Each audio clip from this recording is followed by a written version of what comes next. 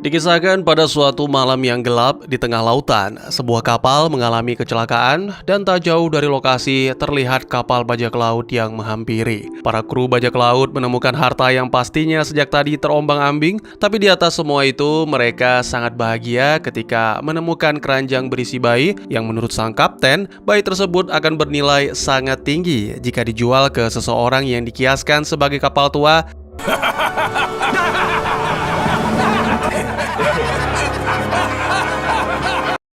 Dan ya, apa yang sebenarnya terjadi? Selamat datang dan selamat berjumpa kembali bersama saya Teguh Gusto. Bagaimanapun kabar dan dimanapun berada, ingatlah selalu, hidup bukan tentang seberapa jauh kamu berjalan, tapi seberapa berani kau melangkah setiap kali jatuh. Seperti biasa, saya akan bercerita yang tentu saja tentang sebuah film. Dan kali ini pastinya seru, berjudul Zimnov und Lukas der Lokomotiveur, atau dalam bahasa dalam negeri kita adalah Zimnov dan Lukas sang masinis. Sebuah film yang rilis pada tahun 2018, disutradarai oleh Dennis Gansel serta dibintangi oleh para aktor yang tidak perlu kalian ragukan karena pastinya saya belum kenalan. Maka dari itu mari jangan kelamaan, mari kopi disiapkan dan mari cerita kita lanjutkan. Kisah dibuka dengan menampilkan sebuah pulau kecil nan indah yang terdiri dari dua gunung dengan tinggi puncak yang berbeda. Namanya adalah Moroland dan meskipun sangat kecil, tapi pulau tersebut terbilang cukup lengkap. Ada rumah penduduk, pusat perbelanjaan, transportasi, bahkan istana untuk sang raja. Selama bertahun-tahun, penduduknya hidup dengan aman dan damai sampai pada suatu hari datanglah seorang kurir yang membawa paket untuk Nyonya Grindtooth. Ya, Nyonya Grindtooth. Masalahnya adalah tidak ada yang namanya Nyonya Grindtooth karena satu-satunya wanita di sana adalah Nyonya Was. Kebingungan ini memaksa sang raja Alphonse dan tangan kanannya Armel turun tangan. Lukas, seorang masinis, mengusulkan agar memeriksa isi paket agar mereka mengetahui lebih detail. Lagi pula, sejak tadi isi paket itu terus-menerus berusaha keluar dari kota. Sangat mengejutkan, ternyata isinya adalah seorang bayi yang membuat semua orang bingung. Dan menurut Lukas, ini sama saja dengan membuang bayi yang mana sangat kejam. Das ist ja vielleicht das hübscheste Paket.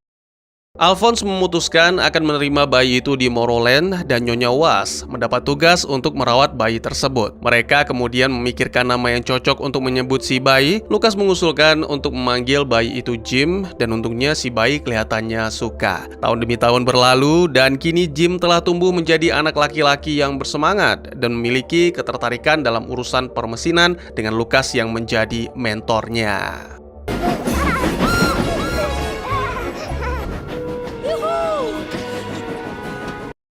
Pada suatu hari, semangat itu secara tidak sengaja membuat celana si bocah terkena paku dan robek. Nyonya Was dengan senang hati memperbaiki, serta menambahkan kancing besar untuk berjaga-jaga, dan kancing itu membuat Was memberikan Jim julukan Nov, yang artinya kancing. Lalu pada momen lain, Armel mendatangi Was untuk menyerahkan pakaian-pakaian yang mulai robek untuk dijahit. Jim ditugaskan oleh Was untuk membawa pakaian-pakaian itu ke gudang, dan di sana Jim tidak sengaja menjatuhkan beberapa perkakas, sehingga menemukan sebuah kotak.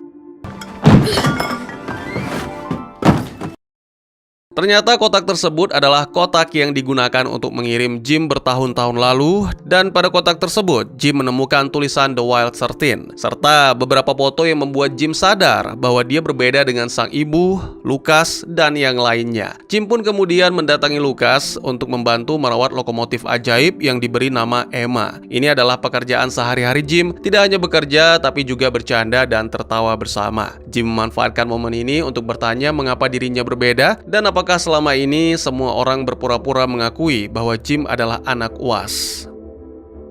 Lukas sepertinya yakin bahwa Jim telah mengetahui, jadi tidak ada jawaban yang lebih pantas diberikan selain kejujuran dan suatu kebenaran bahwa Was merawat Jim dengan penuh kasih sayang seperti anak sendiri. Here I come. Tentunya Jim masih belum puas karena ingin mengetahui bagaimana ia bisa tiba di Moroland. Namun sangat disayangkan, perbincangan itu segera dipotong oleh dering telepon yang ternyata dari Raja Alphonse yang menyampaikan keinginannya untuk berbicara empat mata dengan Lukas. Tentunya Lukas tidak menunda lagi untuk bertemu sang raja, tapi berjanji akan membicarakan hal ini lain kali dengan Jim. Beberapa waktu kemudian, tibalah Lukas di istana, tepatnya di ruang tahta, mendengarkan penjelasan raja dengan seksama tentang gangguan yang mengancam Morroland, yaitu polusi dan kelebihan populasi. Oleh karena itu, ia memutuskan akan menyingkirkan Emma si kereta api, namun sebagai penghormatan, Emma akan mendapatkan medali dan tempat yang layak di suatu bagian di pulau. Tentu saja Lukas menolak dengan tegas karena Emma sangat amat berharga baginya. Tapi pilihannya adalah Emma yang pergi atau Jim yang pergi. Karena Jim akan tumbuh dewasa dan menikah, sehingga pastinya akan memiliki anak dan terjadi lonjakan populasi. Akhirnya Lukas pun pergi dengan kecewa meninggalkan sang raja begitu saja. Lukas kemudian pergi menemui Was untuk membicarakan masalah ini. Karena melawan perintah raja merupakan pengkhianatan, maka Lukas memutuskan untuk pergi bersama Emma, mengabaikan larangan Was, dan tidak menyadari bahwa sejak tadi Jim diam-diam mendengar. Sore harinya, Jim menghampiri Lukas yang sedang mengatur rencana, mengatakan ingin ikut bersama Lukas dan Emma, karena ketidakberadaan mereka di pulau sama saja seperti siksaan bagi Jim. Maksudnya, tidak ada lagi kegiatan menarik bagi Jim selain membantu Lukas merawat Emma. Tidak peduli seberapa jauh dan seberapa berbahayanya di luar sana, Jim tetap berkeras ingin ikut. Lagi pula, ini bisa menjadi kesempatan bagi bocah itu untuk mencari tahu asal-usulnya. Tepat tengah malam, Jim keluar dari kamar dalam kondisi siap berangkat. Bocah itu sempat memberikan kecupan kepada sang ibu angkatnya, namun sepertinya itu tidak akan cukup. Jadi Jim meninggalkan pesan tentang kepergian dan meminta sang ibu angkat untuk tidak bersedih. Hal ini membuat Lukas bangga, sehingga mengatakan bahwa Jim adalah lelaki yang baik. Semuanya telah siap dan mereka pun berlayar, tentunya menaiki Emma yang telah dimodifikasi.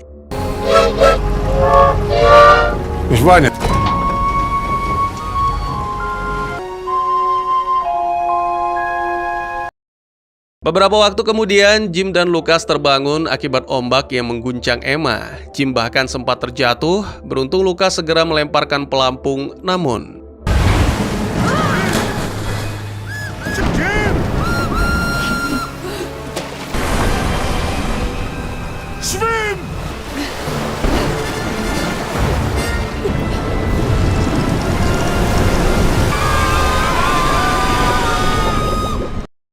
Pagi harinya, Jim terbangun dan terpesona dengan keindahan sekitar sehingga meyakini bahwa dirinya dan Lukas telah berada di surga. Tidak percaya begitu saja, Lukas pun mencoba memastikan dan ternyata Jim ngawur. Berdasarkan salah satu bangunan yang tampak, Lukas menduga bahwa mereka kini berada di wilayah kekaisaran dalam legenda, yaitu Mandala. Mereka bisa menemui kaisar, mengakui diri sebagai dua masinis, dan semoga mendapat bantuan untuk memperbaiki Emma si gadis tua. Sementara Lukas memeriksa Emma, Jim menemukan beberapa benda yang tersangkut di jaring. Salah satunya adalah surat botol, yang mana pada surat itu seseorang memohon pertolongan membicarakan tentang Grindtooth, naga, dan juga Lisi. Kemungkinan Lisi adalah nama orang, dan orang tersebut meminta agar surat itu disampaikan kepada sang ayah. Jadi pastinya ke Mandala lah tujuan jagoan kita selanjutnya. Beberapa waktu kemudian, Jim dan Lukas memasuki kota Mandala, di mana manusia besar dan manusia kecil mirip Lilliput hidup berdampingan dan bersinergi. Setibanya di depan pintu istana, Jim dan Lukas melihat poster anak hilang bernama Lisi yang ternyata anak kaisar. Jadi bisa dipastikan tujuan mereka sudah benar. Namun pembantu istana, Lee Bakon, mengatakan bahwa kaisar sibuk tak ingin diganggu dan tidak punya waktu untuk orang-orang seperti Jim dan Lukas. Sebaliknya, seorang pemuda kecil bernama Ping Pong menyapa dua jagoan kita dengan ramah, bahkan ingin memberikan makanan setelah mendengar auman perut Lukas. Pemuda itu menjelaskan telah terjadi tragedi yang menimpa Kaisar Mandala sehingga jiwanya tidak stabil dan sangat sulit diajak bicara. Sempat pergi, Ping Pong kembali membawa makanan yang membuat dua jagoan kita terkejut. Akhirnya demi menghormati, Jim dan Lukas hanya makan belalang. Lalu karena harus kembali bekerja, Ping Pong meninggalkan mereka dan meminta maaf karena tidak bisa membantu lebih jauh.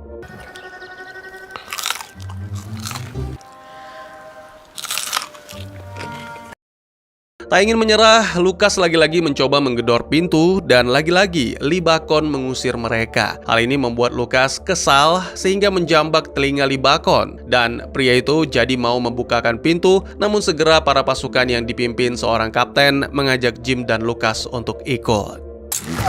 Alt, Freundchen. Hast du nicht gehört, was der Junge gesagt hat?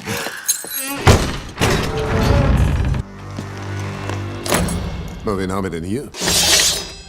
Folgt mir.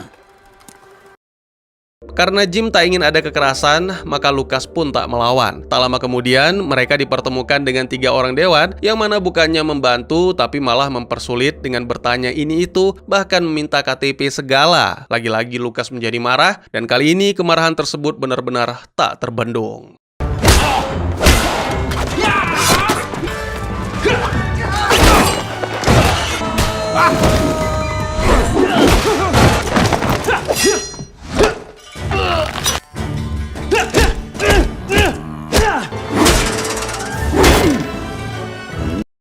Tidak ada satu prajurit pun yang mampu mengalahkan Lukas. Sampai akhirnya para dewan dengan licik menangkap dan mengancam akan menghabisi Jim. Akhirnya 2 jagoan kita ditangkap, lalu hukuman penggal pun dijatuhkan. Beruntung di saat terakhir, bantuan datang dari Pingpong. Ya, pemuda itu membawa kaisar bersamanya, yang segera memerintahkan para prajurit untuk menangkap 3 dewan yang dianggap semena-mena terhadap tamu. Tanpa basa-basi, Jim dan Lukas menjelaskan maksud dan tujuan kedatangan sehingga mereka pindah ke ruangan pribadi kaisar dan ditunjukkanlah surat lainnya yang melengkapi surat pertama sehingga diketahui bahwa Tuan Putri Lizzie diculik oleh bajak laut The Wild 13 untuk dijual ke Nyonya Graintooth yang berlokasi di Kota Naga. Masalahnya, apa itu Kota Naga dan di mana lokasinya? Untuk itu didatangkanlah para cendekiawan bunga yang melayani Kaisar Mandala dan segera Jim dan Lukas langsung ke intinya menanyakan tentang Kota Naga. Sangat disayangkan menurut para cendekiawan tidak ada manusia yang bisa menjawab pertanyaan tersebut, tapi menurut perkiraan mereka Kota Naga adalah di luar batas ujung dunia. Mereka juga memperlihatkan petanya agar para jagoan kita memiliki gambaran. Tidak mungkin mundur, jadi setelah memperbaiki Emma, Jim dan Lukas pun berangkat. Dan yang pertama dilewati adalah gerbang barat untuk tiba di hutan dengan 1000 keajaiban. Selanjutnya mereka pun tiba di gunung bergaris merah putih yang berjulukan Mahkota Dunia. Lalu dengan bantuan kompas, mereka kini akan melewati lembah senja. Dan pada momen ini, Lukas memuji Jim karena mampu membaca peta dengan baik. Beberapa waktu kemudian, tibalah mereka di lembah senja yang konon katanya mengeluarkan suara-suara menyeramkan. Namun setelah diteliti lebih lanjut, suara-suara menyeramkan itu hanyalah gema. Jadi Jim dan Lukas pun segera melanjutkan tanpa menyadari bahwa gema tersebut membuat dinding-dinding celah itu mulai runtuh.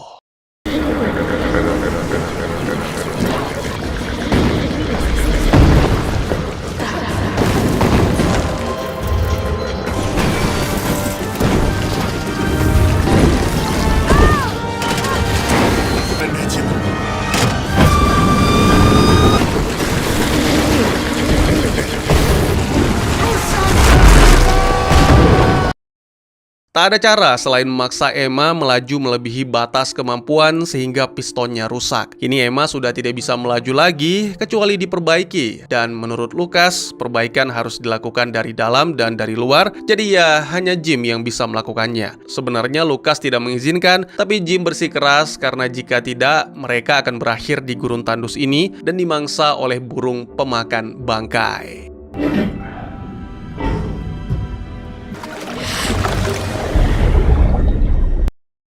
Sempat panik karena untuk beberapa saat Jim sama sekali tidak merespon. Tapi Lukas terus berusaha meyakinkan diri dan dengan bantuan Emma yang mengarahkan, akhirnya Jim menemukan pintu keluar.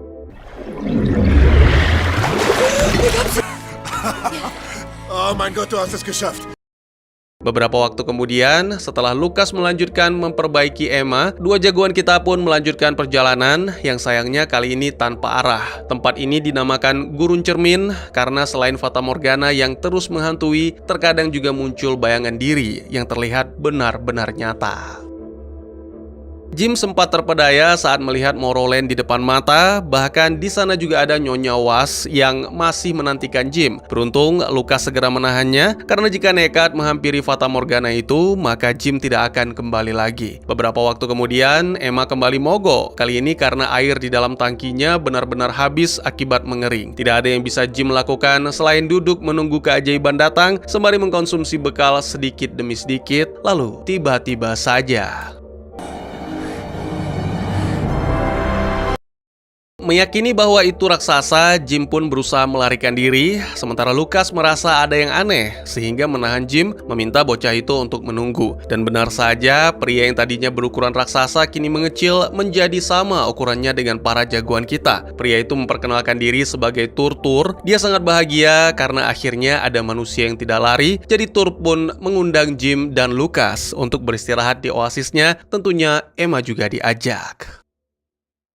Malam harinya, sambil beristirahat, dua jagoan kita mendengarkan kisah Tur yang merupakan raksasa palsu. Palsu di sini mungkin terdengar agak aneh, jadi jika manusia biasa semakin dekat akan semakin besar, nah Tur kebalikannya, semakin dekat semakin mengecil dan semakin jauh maka semakin membesar. Sejak lahir dia memang demikian, dan satu-satunya yang bisa menerima keunikan Tur itu adalah orang tuanya. Jadi sejak kematian orang tuanya, Tur dijauhi oleh masyarakat sehingga menetap di gurun. Jim dan Lucas bisa mengerti, bahkan menganggap Tur sebagai teman baru mereka. Hal ini membuat Tur sangat bahagia. Dia juga bersedia membantu menunjukkan lokasi kota naga yang merupakan ibu kota dari Sorroland. Ya, Sorroland. Hal ini membuat Jim menyadari bahwa dirinya seharusnya dikirim ke Sorroland, tapi si kurir salah kirim ke Morrowind. Lebih lanjut, Tur menjelaskan bahwa nama lain Sorroland adalah negeri 1000 gunung berapi, dan hanya ada satu cara menuju ke sana, yaitu melewati wilayah batu hitam yang akan membekukan segalanya.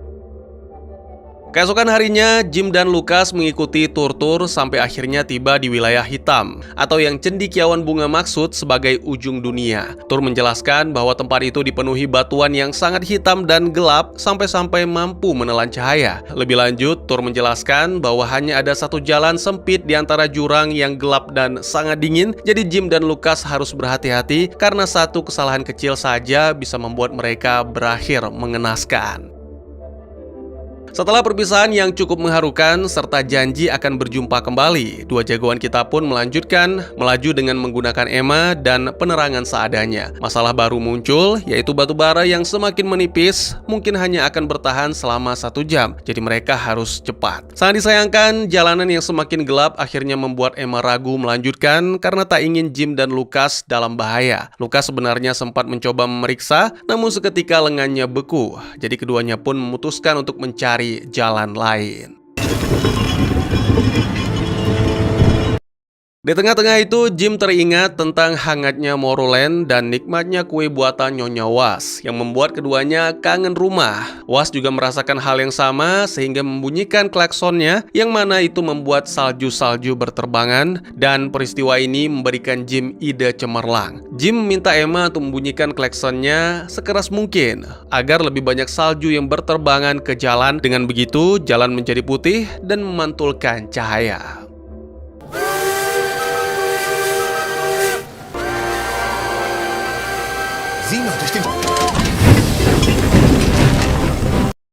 Pada akhirnya, dua jagoan kita berhasil keluar melewati apa yang disebut dengan terowongan kematian dan tiba di negeri 1000 gunung berapi. Ya, ternyata itu bukan sekedar nama, karena hampir di setiap daratan yang dipijak terdapat gunung berapi yang siap meletus. Jadi Jim dan Lucas pun memutuskan untuk berlindung di gua terdekat. Vorsicht! Auf dich auf! Sangat mengejutkan, ternyata gua tersebut berpenghuni, dan penghuninya adalah seekor naga ganas. Tapi ketika didekati lagi, ternyata itu adalah naga kecil dan ramah.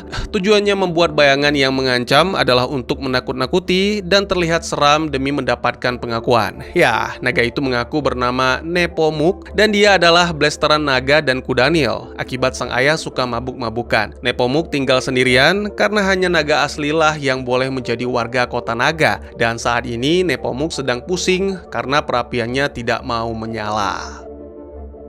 Lukas mengatakan tidak perlu khawatir karena urusan oven atau pemanas mereka adalah ahlinya. Setelah diperiksa, ternyata ventilasinya tersumbat sehingga mudah bagi Lukas untuk mengatasinya. Kini setelah perapian itu menyala kembali, Nepomuk menawarkan batu baranya untuk Jim dan Lukas sebagai tanda terima kasih. Namun menurut Jim, mereka masih membutuhkan satu pertolongan lagi, yaitu petunjuk ke Kota Naga.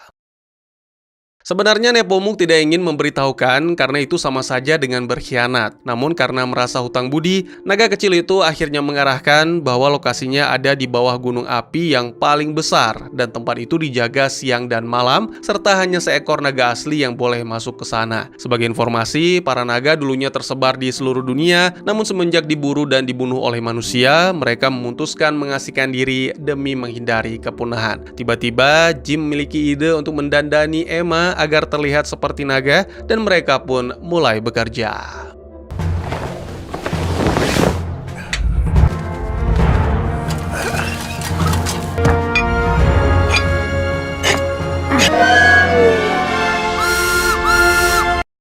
Beberapa waktu kemudian, hasilnya cukup baik. Emma si gadis naga kini siap beraksi. Lalu setelah mengucapkan salam, dua jagoan kita dan Nepomuk pun berpisah untuk menuju ke Kota Naga.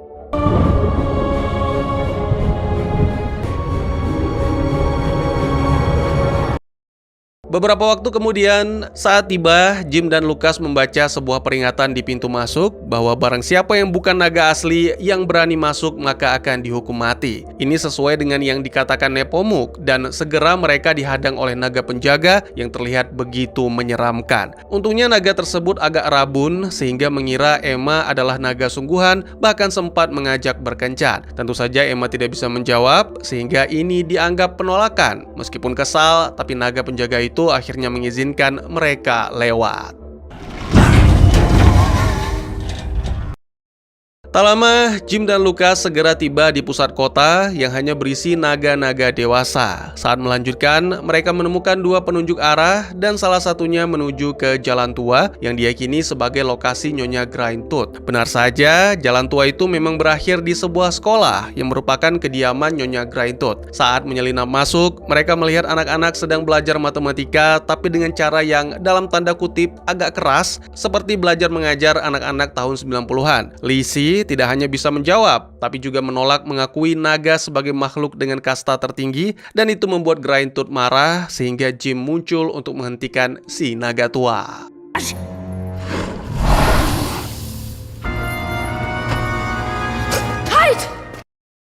Dalam dialog tersebut terungkap bahwa dulu Grindtooth memang membeli Jim dengan harga tinggi dari bajak laut The Wild 13. Tapi Jim tidak pernah sampai. Kini Grindtooth akan menangkap Jim, jadi dengan ekornya sang naga tua melancarkan serangan. Sementara Jim menghindari serangan tersebut sembari melemparkan kunci kepada Lizzie untuk membebaskan anak-anak.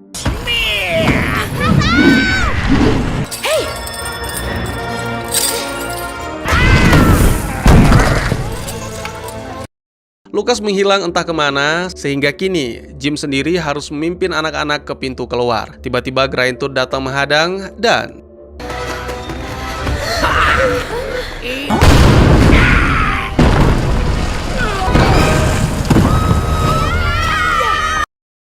hantaman Emma serta ditimpa batu tulis membuat sang naga tua tak sadarkan diri. Namun menurut Lukas, mereka masih harus merantai Grindtooth. Dan agar tidak melaporkan hal ini kepada naga lain, Lukas mengatakan akan membawa si naga tua bersama mereka melalui Sungai Kuning, yang mana menurut Lizzie, di sungai itulah dia melepaskan beberapa surat botol hingga tiba di Mandala.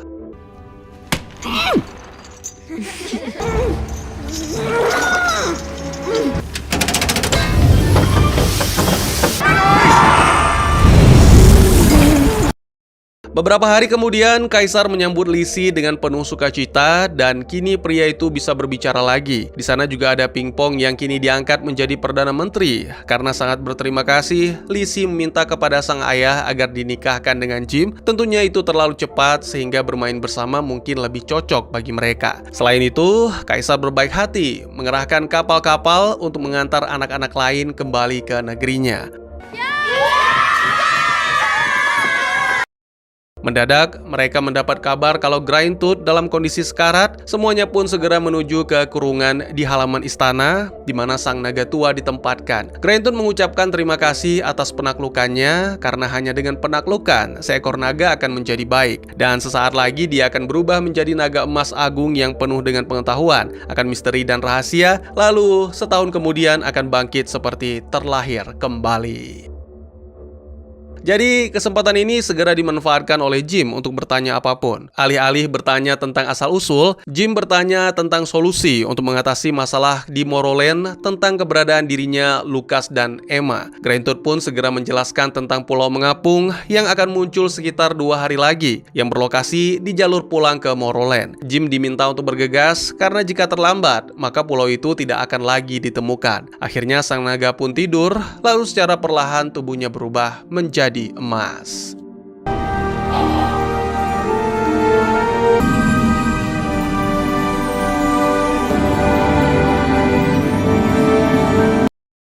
Beberapa hari kemudian, terlihat kapal Mandala mendekati Morrowind. Nyonya Was dengan sangat gembira menyambut Jim dan Lucas, sementara Raja Alphonse sempat mengira adanya invasi. Untungnya Armel segera menjelaskan bahwa ini adalah kunjungan dari Kaisar Mandala. Tak lama, saat pertemuan kembali, Raja Alphonse meminta maaf atas keputusan sebelumnya, namun Lucas mengaku telah melupakan, karena itu tidak akan lagi menjadi masalah dengan adanya pulau baru sebagai bentuk perluasan. Malam harinya, mereka merayakan momen tersebut dengan membakar kembang api. Lalu hari-hari berikutnya adalah hari-hari bahagia di mana Jim, Lizzie, dan teman-teman lainnya bersukaria. Tak terasa 4 minggu telah berlalu, dan kini waktunya Lizzie dan Kaisar kembali ke Mandala. Film pun ditutup dengan menampilkan Emma yang memiliki anak, dan Jim yang akan menjadi masinisnya, memberikan nama kereta mungil itu Molly. Wie Molly. Lalu ditampilkan juga momen lain, Jim dan Lucas sedang berbincang. Jim menjelaskan alasan tidak menanyakan soal asal-usulnya kepada Grindtooth, yaitu karena Lucas dan yang lainnya adalah keluarga, serta Morrowind adalah rumah bagi Jim. Pernyataan tersebut membuat Lucas senang, dan pastinya ini bukan akhir dari petualangan mereka, karena masih banyak tempat-tempat yang masih menjadi misteri di dunia untuk dijelajahi. Dan tamat. Ya, sebuah film asal Jerman yang diadaptasi dari novel klasik Michael Ende.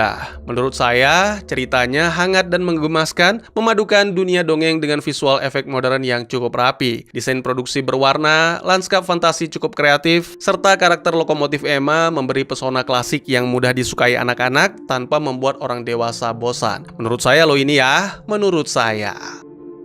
Di awal, film ini bicara sederhana, berani itu bukan nekat, melainkan mau melangkah walau belum tahu hasilnya. Jim dan Lucas meninggalkan Morrowind bukan karena sok gagah, tapi karena merasa dunia lebih luas dari rasa takut. Mereka membaca peta, menimbang resiko, lalu berangkat, pelan tapi pasti, dan itu sudah cukup untuk menggerakkan cerita.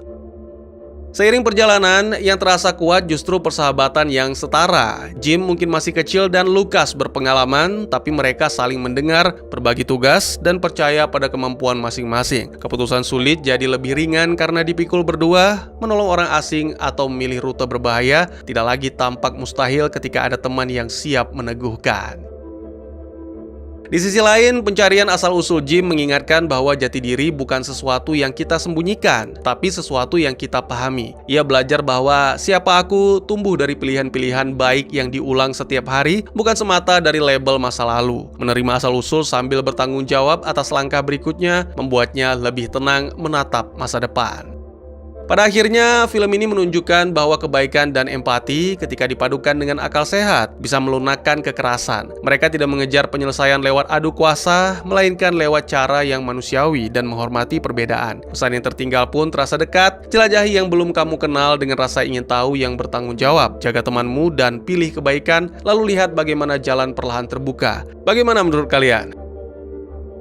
Mungkin segitu saja teman-teman, terima kasih buat yang sudah menyaksikan. Silakan memberikan komentar, bertanya, ataupun merequest kira-kira film apa yang menarik untuk dibahas. Bisa lewat kolom komentar, atau buat yang malu-malu bisa via DM ke Instagram saya di @teguhgusto. Insya Allah pasti akan dibaca. Mari kita jadikan kolom komentar sebagai sarana penambah wawasan dan menciptakan jalinan persaudaraan, bukan malah menjadikannya sebagai tempat pembulian sehingga menciptakan permusuhan.